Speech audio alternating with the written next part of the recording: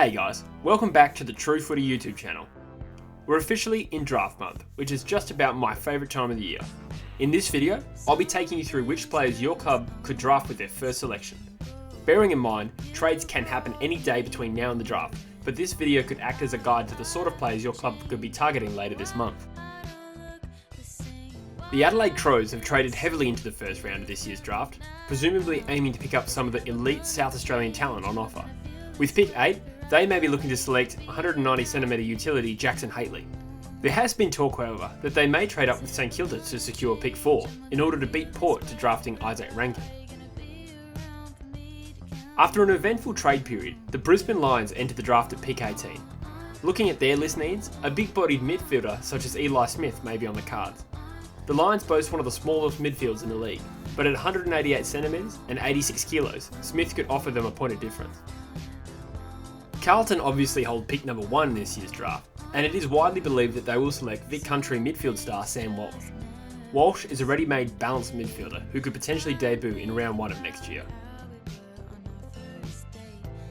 Collingwood don't enter the draft until pick 41. It is possible that they will only have one live pick this year, as it is believed widely that they will match any bids for academy talent Isaac QUAYNOR and father-son Will Kelly. Following their headline-grabbing trade for Dylan Shield, the Bombers entered the draft at pick 34. The Bombers are well placed to simply choose best available, and as such, WA's Ian Hill could be a good fit. Hill is sliding in draft estimations, although there is no doubting his ability as a small forward.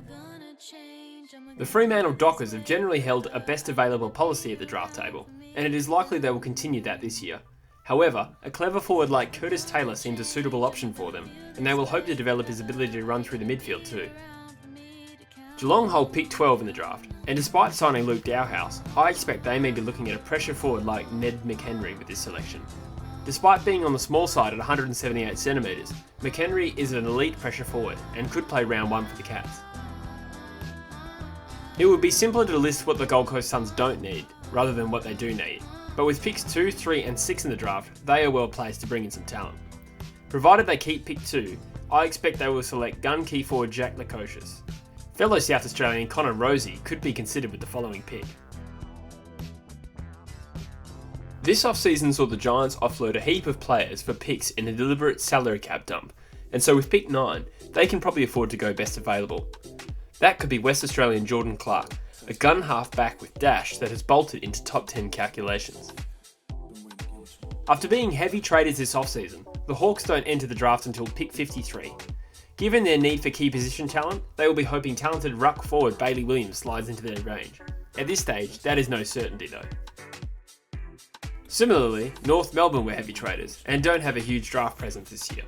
However, they are almost certain to match any bid for Tasmanian Academy star TARRYN Thomas as their first player recruited.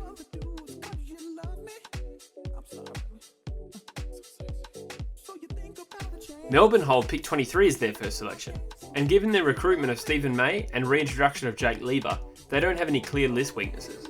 Tasmanian ball winner Chase Jones could be available at their first selection and would be a good fit. Like the Crows, Port Adelaide have traded heavily into the first round to hold 3 early picks, starting with pick 5. Their primary target would surely be talented forward Isaac Rankin. Should the Crows pip them to drafting Rankin through a trade, the Power may go best available and choose midfielder Bailey Smith.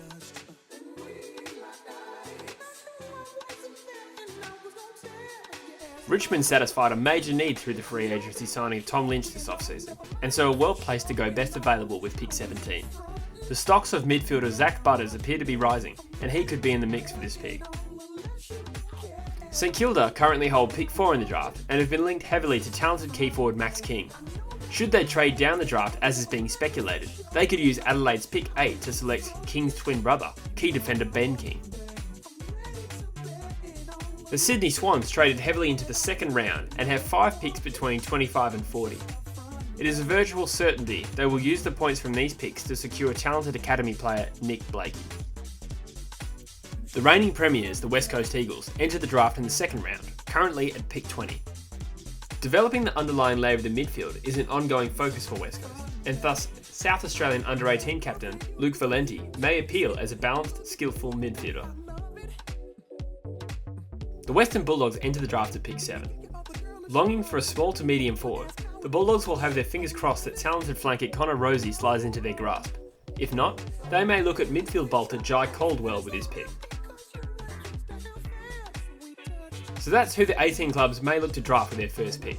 As we all know, things can change dramatically in the lead up to the draft, so I don't expect these suggestions to be overly accurate. However, it does provide a look at the types of players these clubs will be looking at. We don't feel that there is enough AFL Draft content on YouTube, so you can expect more videos to come. In the meantime, feel free to follow us on Instagram and Facebook, where we'll be posting our longer form Phantom Drafts. The link to our Discord chat is also in the description. Take care for now, and remember to please consider liking and subscribing. Cheers!